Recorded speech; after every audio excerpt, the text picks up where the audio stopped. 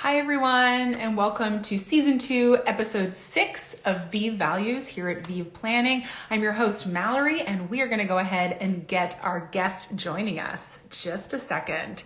I don't know where you are in the world, but we are about to get one heck of a snowstorm where I am.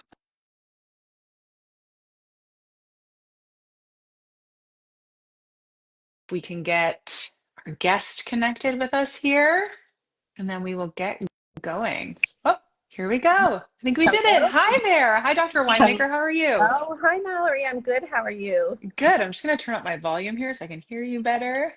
There we go. Hey, Wonderful. Thank you so much for taking time out of your day to join us. my pleasure. One, Are you kidding? This is my first IG Live.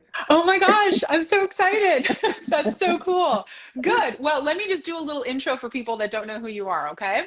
So this is Dr. Sammy. Do you prefer Sammy or Samantha? Mm, Sammy is what I go by. Sammy. Okay, so this Yeah. is Dr. Sammy Winemaker. She's a palliative care physician who cares for patients with serious illness and supports their family in their home. She's an associate clinical professor at McMaster University in the Department of Family Medicine, the Division of Palliative Care. She's the medical co-lead of the Hamilton Community Palliative Care Team and an active trainer of palliative care education to medical students, residents, and clinicians. She and Dr. Hsein Seow have co-authored an incredible book, which I have right here and we'll talk more about later, entitled Hope for the Best, Plan for the Rest. Oh, you got it too. And they also co-host a podcast that I've been a fan of for a while called The Waiting Room Revolution, which aims to support patients and their families as they navigate the healthcare system and their illness journey. And I am so excited that you're here today, Dr. Winemaker. I've been following along with you and Dr. Seow for a long time, and the fact that you're a guest is just so exciting for me. I'm excited too. But you don't have to call me Dr. Winemaker. Just call me Okay. Sammy. Okay, we're just going with Yeah. Sammy. That sounds good. Awesome. Well, Sammy, let's jump in here. So, to start off, why don't you tell us a little bit about yourself, more than I just described in your general bio, a bit about your background, kind of how you got into this world of palliative care, and kind of what led you to that decision to dedicate your life to that. Yeah. I always think I should have a better answer. But, when I went to medical school, I decided to train as a family doctor. So I did that, and I found the breadth of family medicine daunting. Mm. Um, so there was, in my second year of family medicine, I think I was avoiding doing another surgical rotation. And I picked this other thing that I could pick called, I don't know, palliative care. I had no idea what it was. And Mhm. so in avoiding surgery, I ended up choosing palliative care, not knowing what I was getting into, but maybe it was divine intervention. Yeah. I never turned back, Mm. honestly. I fell in love with this kind of care that reminded me of why I ever went into medicine, Mhm. was to have very close relational care with patients. And I just love it. Oh, that's wonderful. You know what? I don't think it matters that you kind of haphazardly fell into it. I think that for a lot of people that happens in all different areas of life, that something just comes across your desk or your life and you go, "Okay, yeah, let's go down that path." And you did, and you've dedicated your life to it. So I think that's beautiful. Now, we did talk about the book, which we both have. I'm going to try to give everyone a good view here. You can see mine has all these little post-it notes in it. I like to post I it and love that. highlight obsessively. I'm one of those bad highlighters that highlights more of the book than they should, but that's how I do it to absorb things. So you published this incredible book with Dr. Hsein Seow. And can you tell us a little bit about the book and what inspired you and Dr. Seow to write it? Mhm. Well, to be honest, the book came out of a significant dose of Okay. frustration. The two of us in our work, Sienna as a researcher, myself as a physician, we just kept seeing the same kind of patient and family who had such a rocky illness journey. And Mm. it seemed like it was more than just the illness itself. It was the system, the Hmm. medical system, and interacting with, becoming a patient for the first time Hmm. or a caregiver for the first time and having absolutely no idea what you're walking into. Hmm. And then all of these landmines that are in the healthcare system that patients and families know nothing about. They don't even know what they don't know. Yeah. And so we decided that we were going to pivot and teach the public basically how to be a patient or a caregiver, a family member of a patient, because there really is no course out there. Hmm. And yeah, so we people kept saying to us, I wish I had known that sooner. I wish someone had taught me that as soon as I Hmm. had my diagnosis. Had I known that, I might have made different decisions or I would have done things differently. So we thought we would write basically a handbook for patients and Hmm. families.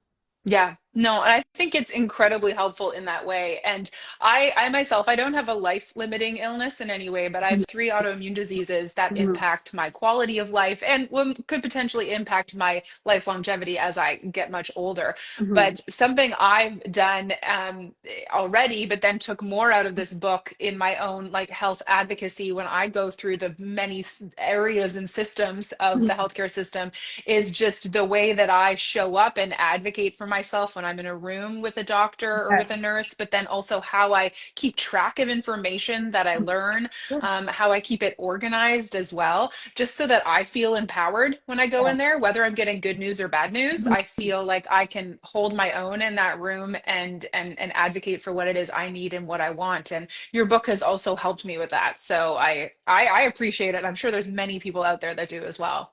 I'm loving that because we would label you, Sienna and I, as respectfully assertive, right? You are I like that. you're an activated person, and Mhm. it probably is your style naturally, Mallory. Like, It is, yeah. so maybe you just had to learn a few Hmm. tips and you were able to run with it. But other people won't have the Mallory style, Right. and they will either need to, you know, challenge themselves to get out of their comfort zone or their Hmm. usual zone and become more activated, Yeah. or they're going to learn how to find someone in their inner crew of people who have Hmm. the Mallory Yeah. vibe to them and keep them close and go to every appointment with them so Yeah. that they can represent themselves as a Hmm. unique and individual person Hmm. so that do not get lumped in to just the average. Exactly. No, I think that's so smart. It's key to know what your strengths are and what they're not. And Mhm. especially even, let's say that I did have an illness. Say I found out I had cancer. Who knows if I'd be the Mallory in the room anymore because I'm the one who's going through it. I might have to bring a Mallory with Yeah. me to be that person and help to advocate for me. So I definitely understand that. I was flipping through the many things I highlighted in the book before this because I wanted to find a really good quote that led us into our next question. So I'm actually going to read a little something from the beginning of people are following along. What chapter is this? I don't remember. Well, it's page 20. Oh, it's chapter 2, the beginning of Walk Two Roads. Okay. And I really liked this.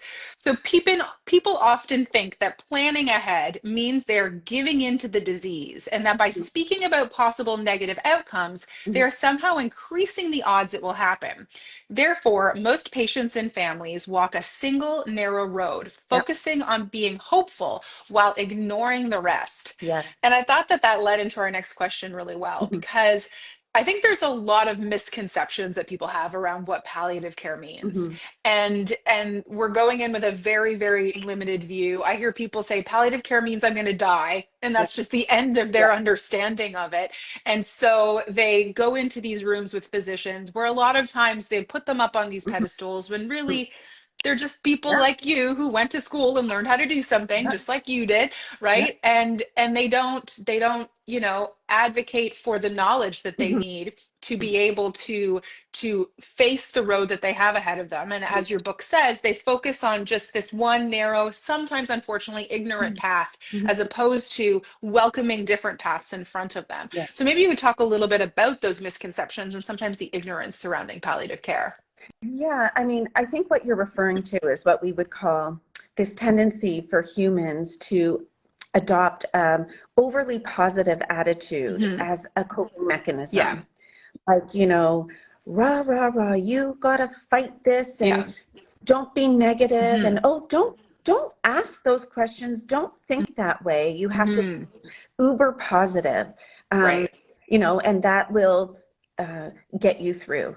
But the Hmm. truth is that there is a role for hopefulness for sure and positivity. but not in the absence of walking both roads Hmm. of hope and the reality of what's going on. Yeah. And seeking information about the truths and the what ifs and, the different milestones and bus stops along the way does not Hmm. dishonor hope.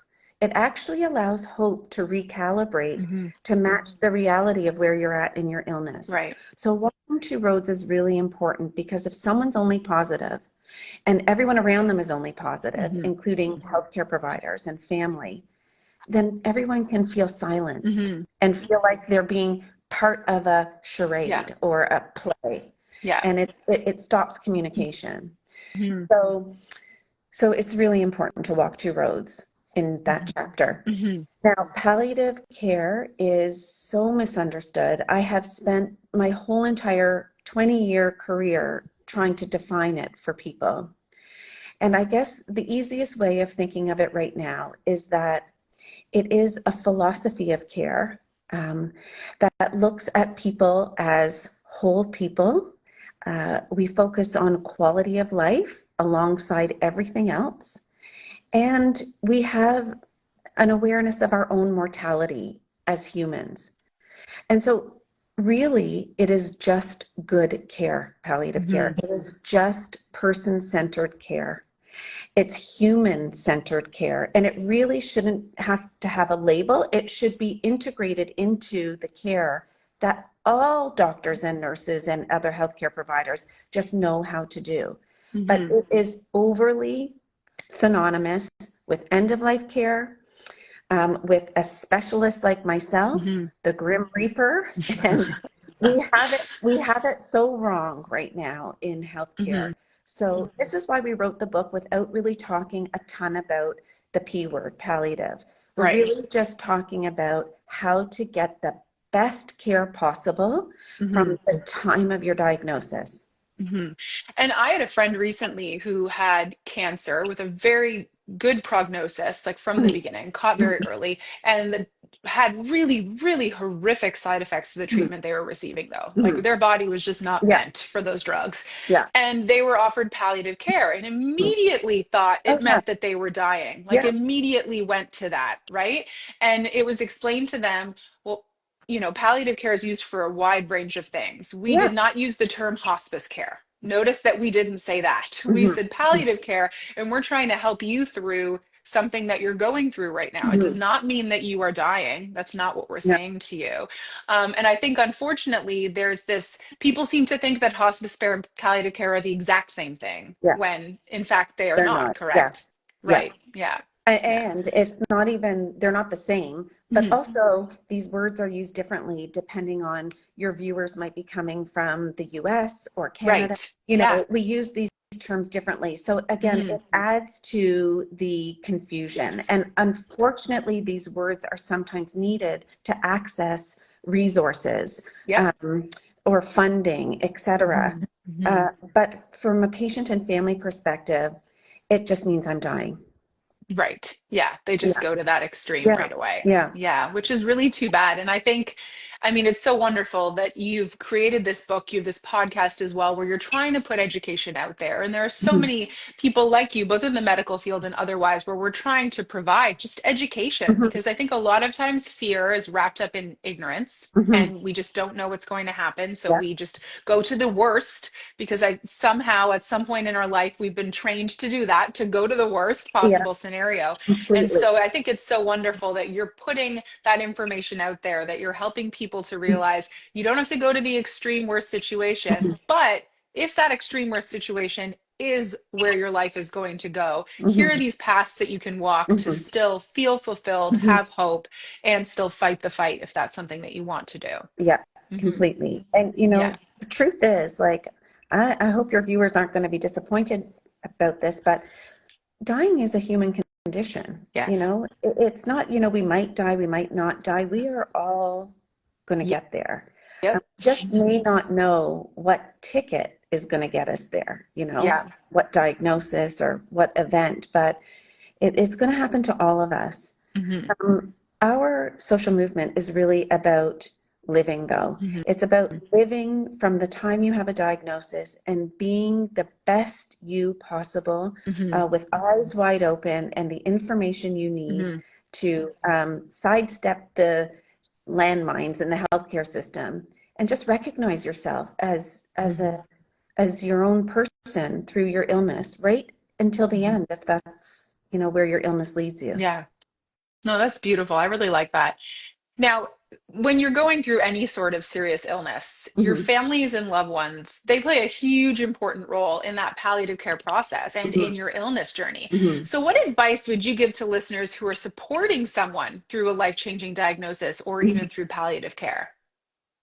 Yeah, I would say information is your Hmm. superpower. That's what I would say. Yeah. That a loved one or a person's designated family, whoever that is, um, they are as important as the patient themselves. Yeah. And I think they're often in the shadows, in the Hmm. background. And we in healthcare aren't really trained how to utilize families properly. So I would say that everything that we recommend to patients is valid for caregivers, that they should learn how to walk two roads, learn how to get information about the illness and what to expect, Hmm. learn what their role is going to be along, the illness journey so that they can Hmm. be proactive and prepare. Yeah. I would say to families and caregivers, don't be passive and quiet and just well mannered. I mean, you can be well mannered, but I encourage you to be, you know, gently fierce Hmm. and respectfully activated, just like Hmm. you were, Mallory, throughout your healthcare journey. So it's the same, whether you're the patient or the caregiver, you have rights. Yes, exactly, exactly. And how can we as a society better empower people to really weather a life-changing diagnosis, to really walk those two paths as you talk about in your book? Yeah, I would say as a society, we need to do a better job at normalizing this human chapter of life called Yeah. dying. Hmm. And only 10% of North American population and other countries die of a sudden illness. That means 90% of us are going to get something where we have a landing strip called dying. Hmm. That is a chapter of life, just like menopause is a chapter and Yeah. puberty is a chapter. Dying is a normal chapter of Hmm. life. So, as a society, we need to begin to normalize uh, dying, just like we normalize other phases we go through in life. Yeah. And until we do that, we're going to live in this death denying society that fights it tooth and nail and values youth and beauty, just like you, Mallory. um, we've got a lot to work on, a lot to do on a societal level about our mortality awareness. Hmm. It's interesting. I just last week, my days are off. Last week or the week before my grandfather died at the age of 92. Last week I was at the funeral and I since I started my company, my grandmother died shortly thereafter, but here I am 4 years Mhm. in. Every day I think about everyone around me getting older and dying, not in a Mhm. morbid way. It's just like a Mhm. normal part of my day. Mhm. And I was very curious how I would respond going. I went to see my grandpa and said goodbye to him and then being at his funeral. And I found myself very oddly at peace the whole time. Mhm. I was sad. I mean, he's a funny Yeah, guy and I miss him, but I yeah. was very at peace in a lot of ways. And at first I thought it was just simply that I was at peace because he was very old and he was done. He didn't want to be around anymore and it was what he wanted. And so that was good. But Mhm. I think it was also that I have engrossed myself in this industry, in this whole world of understanding getting older and end of life and after death. Mhm. And so it's not that I'm desensitized to it, but I'm very accepting of it. Mhm. And I'm curious in some ways how that will evolve as other people in my life become ill or injured or die and how I'll react in those situations. And it Mhm. made me reflect then on society at large as I was Mhm. planning for our interview today. Mhm. If we are just subjected to or engrossed in more conversations around these Mhm. topics, as we learn more, as we become accepting of the fact that we will die, that our Mhm. loved ones will die, as we just sort of come to terms with it and are at peace with it, Mhm. will we therefore change as a society in how we care for our loved ones when they're aging, both as physicians and clinicians, but then also as caregivers and family support? Mhm. If we can just find ways to allow ourselves to be in those environments more, as Mhm. I have done the past 4 years, will we be more comfortable and confident when we walk in a room and say goodbye to someone and feel sad, but not feel uncomfortable or scared or unsure? Just, this is happening and I love you. And maybe I'll see you again one day. I don't know. Mhm. It depends on your beliefs. So I'm curious I mean, if that's the cure to this fear that everyone has Mhm. around these topics, even just discussing them, just if we could get it in front of people more often, would we see a change in our society? I think we would. I really Hmm. do. I mean, you are a good example of someone who has high mortality awareness. Hmm. Same with me. I Yeah. have high mortality awareness because I'm a palliative care doctor. Yeah. But when I find out that people are dying, I can do two things at once. You know, Hmm. if someone in my family is dying, I can be sad, Of course. and miss someone and not want them to Hmm. die, but at the same time, understand that it is normal. Yeah. It's when we begin to look at these events as wrong and Hmm. it shouldn't have happened. Right. And sometimes death is untimely, but Yes. in terms of your grandfather, it's a perfect example of, Yeah. it is to be expected. And I think you're Of right. The course. more we, you know, get immersed in this as a Hmm. normal conversation. There's death cafes out Yeah. there. There's lots of movements Hmm. going on to Hmm. spark the discussion about dying as a normal part of life. And Hmm. the thing that's so important is if you can accept the fact that at one point you're going to Hmm. die, and maybe you'll get a hint when you get a serious diagnosis, you actually have ultimate control over the time that you have Hmm. left. If you go kicking and screaming along your illness journey and refuse to acknowledge the fact that it's headed a certain way, Yeah. you have basically, I don't want to say wasted, but you have relinquished control Mm. over how you would have wanted to spend your Hmm. time to Hmm. this system Hmm. that doesn't acknowledge dying. Yeah. And I think I've spoken on here before with other guests about how we, like, I have a young daughter, how we talk about things with this next generation as we ourselves are immersed in more and more conversations around these topics. And then we were watching an episode of American Ninja Warrior. We really like the ninja courses, they're fun. Yeah, yeah. And one of the kids, he was 17, he told this story of his father dying Mhm. from lung cancer, having never smoked a day Mhm. in his life. And Oh, he wore this shirt that said living wide. And it was not about the length of your life, but the width of oh, it. Like I the way that love you, that. I'm going to I write that know, down I know, living right after. wide. I know. Oh, You I know what? love that. I need to find who this kid was so that I make sure Yeah. I give him credit for it. But I was sitting there with my daughter, who's Mhm. 9, and I start crying just because it's a beautiful story, not because I'm sad. Just, God, Mhm. this is so moving. And she sits there and she goes, "Oh my gosh, I don't know if I could be like him if you died. I Yeah. don't know if I could do American Ninja Warrior and be happy." Yeah.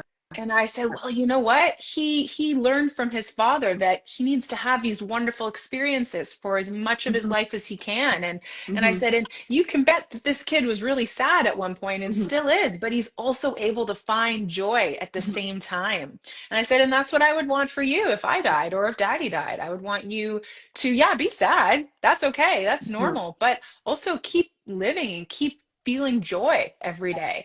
And if only more of us felt comfortable in ourselves with those Mhm. conversations and then could have them Mhm. with our children in obviously an age appropriate way, but have Mhm. those conversations with them, I wonder if we'd see that change happening in the next generation in our society as well. I think we would. I think Mhm. that I admire that program for doing an episode where Yeah. someone died. And I think, Hmm. what your daughter was probably imagining you up and dying out of nowhere Yeah. with Yeah. no Hmm. warning. But someone who has a loved one with cancer is younger people whose parent might be dying of cancer or grandparent, Mhm. they can see the changes happening over time, Yes. and in their own age appropriate way, they are readying themselves with Mhm. the knowledge that so and so is not the same. They're Right. weaker and more tired and Yeah. not eating as much and in bed a lot more. And Mhm. so, but it's hard to explain that to your daughter that that's a different kind of dying than Mhm. what she's imagining the lights going out. Yes, exactly. I give teachers of kindergarten and nursery school a lot of credit when Hmm. they have a goldfish in the classroom. Hmm. And of course, goldfish don't usually last too No. long. And what I did when my kids were growing up, I'm ashamed to say, is I just, when they were at school, kept replacing Goldie. They thought Goldie lived for years. But, many teachers now are using the Yeah. goldfish dying as a way to introduce Hmm. these concepts because it's not uncommon for someone in young grades like that to have someone in their life who's sick, you know? Yeah. Hmm. So, I yeah, I'm I'm know. I'm in agreement with you, Mallory. Mallory Hmm. for Prime Minister. Oh gosh. Oh, no, that will not be happening. Um, but I think it's true. It would be so great if there were a way to, who knows if that'll ever happen, a way to introduce these concepts into just our education in some Yeah, ways to yeah. children, right? But it's true, there are things. And I think too, I mean, my daughter's great grandfather just died. And I had said to her, are there a lot of kids that you know with great grandparents? And she said, yes. And I think what she's Gen Alpha, that generation has a Mhm. lot of great grandparents. They're going to Yeah, see great grandparents, then their grandparents die. They're going to see a yeah. lot more death than my generation did, than your generation Mhm. did in those adolescent years, Yeah. just because of people living so much longer. So I'm hopeful that it welcomes it. And actually, it was Mhm. interesting with my daughter's dance team. We were going to miss something, and I let them know my grandpa died, and I was taking my daughter to the funeral. And she said that a couple of the kids came up to her and said, like, I'm really sorry that your gramps died. And these are 8 and 9 year olds, and they were asking, one of them said, how did he die? Like, had just, as kids can just so Yeah, easily had these yeah. conversations. And I gave credit to the parents. I said, hey, like, as a person who's in this industry, Mhm. good for you, because you've obviously prepared your kids for those situations, not just say the socially acceptable thing, but ask questions, engage with the person. So I think there's hope, Sammy. I Yeah. think there is. We have to be Yeah, hopeful. We have to walk through roads, Mallory. We exactly, have to be exactly. hopeful and plan for all these people that don't get it at the same time. Right. Well, then you and I will keep working on Yeah. it. Okay. Thank you. Wonderful. Well, I really appreciate you taking some time. I know you are a busy woman and you are My helping so many. So pleasure. thank you so much for being a guest here. It means so much to Yeah. me. And I'm going to make sure where can people get your book? Can you tell them that? You know what? You can get the book anywhere online. So any online bookstore or Hmm. Amazon or local bookstores can order it. Yeah, from our website, waitingroomrevolution.com. You can also see where you can get it, but it's available absolutely everywhere. So Amazing. We'll make sure we put the title in our comments. And also, I'll make sure to tag the Instagram account for your podcast as well. So if people want to start listening, thank there's some you. great episodes there, and Season start one. getting, Listen to sorry, season one. season one. People should listen to season one to get the gist of it. Yeah. Okay, season one first. Make sure you go chronologically. Sounds good. Thank you so much, Sammy, Thank for you, being here. I really Mallory. appreciate Yeah, it. so I've done it, my first live. You did it? Mallory, thank you for having me and thank you for the work that you do. Oh, thank you. Yeah. I really appreciate that. Yes. Awesome. All right, everybody, we'll be back next month. I believe our guest is Bev Foster from Music Care, and we'll be learning a Oh, lot about. Oh yeah, do you know Bev? she's She is. awesome. I Sure. grew up. I grew up with Bev's children. I've known Bev my whole life. It's so interesting how we both had Oh, careers in music and have yeah, transitioned into these different careers in this industry. Yeah. that is going to be an incredible episode. I'm coming. Oh, good. Yeah. Awesome. Okay. Wonderful. Thanks so much, Sammy, and thanks everybody for watching. Okay, Bye. bye.